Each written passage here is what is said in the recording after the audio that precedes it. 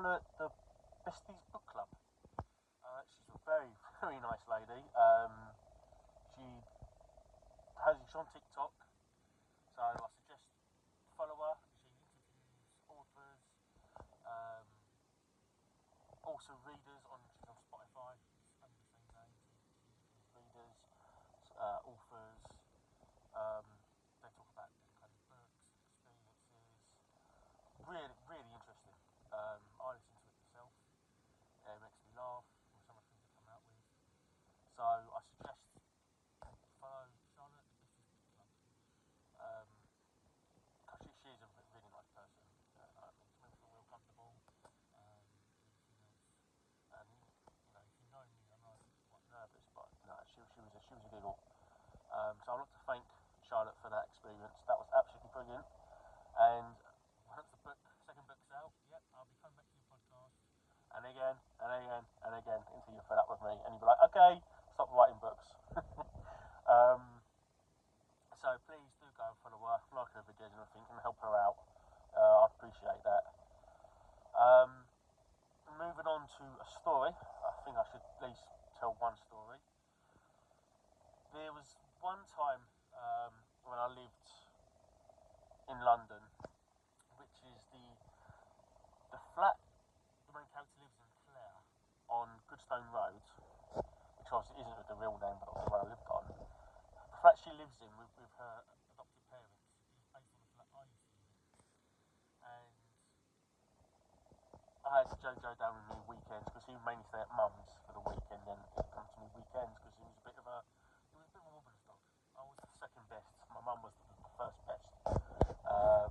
We even stood in the grassy area. We put Jojo in the middle and we told him to stay.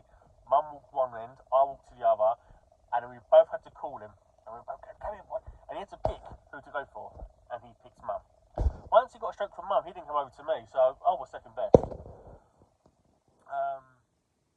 But we was out in the garden, and it was a nice day, and I was chilling out, laying on the grass. And Goody, not Goody, sorry, that's the other dog. Jojo was laying on the flower beds because he seemed to have this thing for the sound rock in the flower beds. And he was out for the count, so I thought I'd shut my eyes for a bit. And all of a sudden, I heard a cat climb down the fence, when you cross that.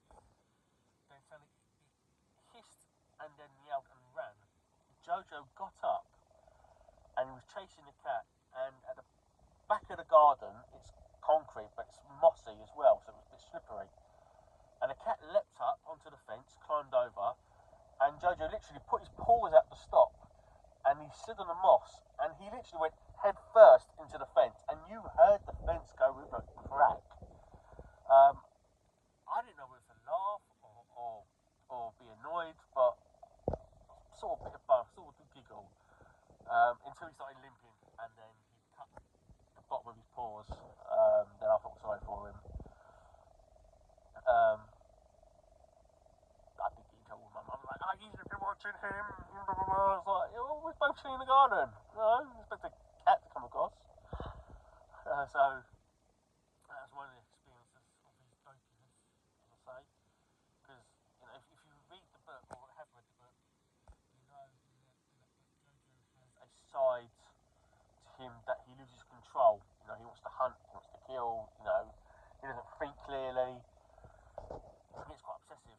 And that's one of the examples in real life that this instinct kicks in. He doesn't think of anything at all. Like another example in the woods.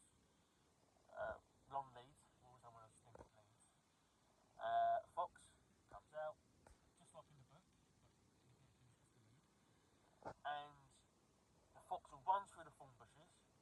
Jojo just literally gallops after this fox.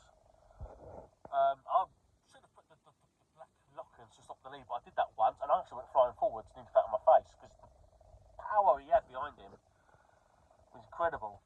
So he's then gone through this thorn bush, and all you heard was a yelp, and then he's just stopped, and he's come back with this sorriest look on his face, and I should just pick out the little thorns. But you think that would stop him? You think he'd think, I ain't doing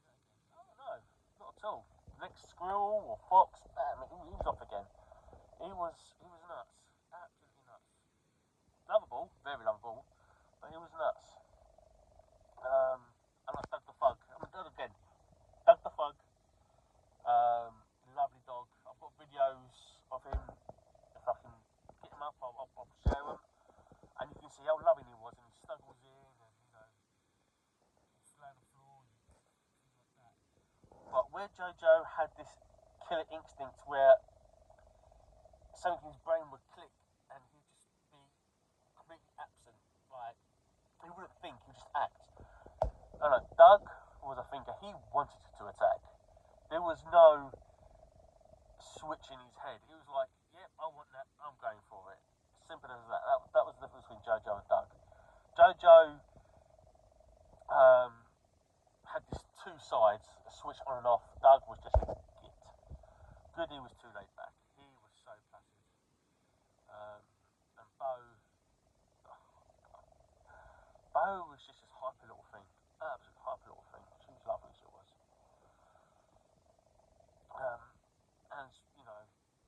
the book points out, I like to think I've got their personalities down quite well in the book. There's many other stories, just trying to remember them all.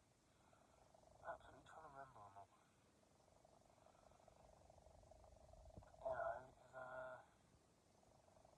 What else was there? Trying to think.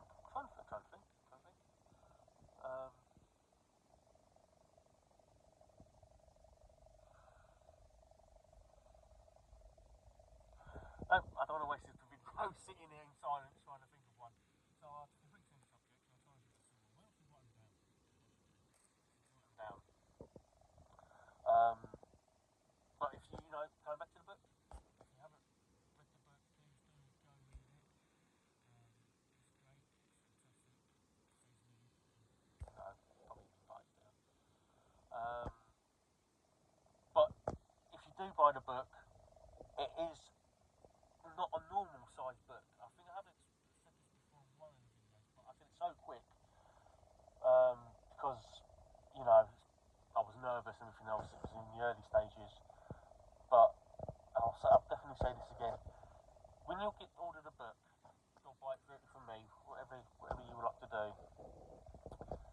The book is not a normal size book. It's bigger, and the font's bigger, and the spaces in between the lines are bigger. And the reason I made it that size with those fonts is I personally, most of you hopefully know, I'm severely dyslexic. So,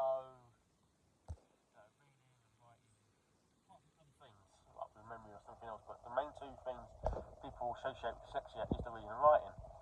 So, I made the font bigger, so even a dyslexic person can pick up the book and hopefully understand what they're reading, and including ages upwards. Like, for example, my mother-in-law, which, she struggles with reading, but she says it's nice to pick up a book and actually read the book without a struggle. And that was my intention with making the book bigger. I wanted it to be inclusive for everyone of all ages. They could just pick up the book and it ain't difficult to read, it ain't these sentences that close together, these fonts. That can, which I've done many times with some books, I've read it and then I've ended up reading the same line twice. I've just read that. So I've made this book bigger so everyone can just pick up a book of any copy and enjoy this adventure that lies within. So, if you do buy one, do be prepared that the size of the book is not your average book size. It's like something about 8.25 by 11 inches. If I had one on me, I would actually show you, but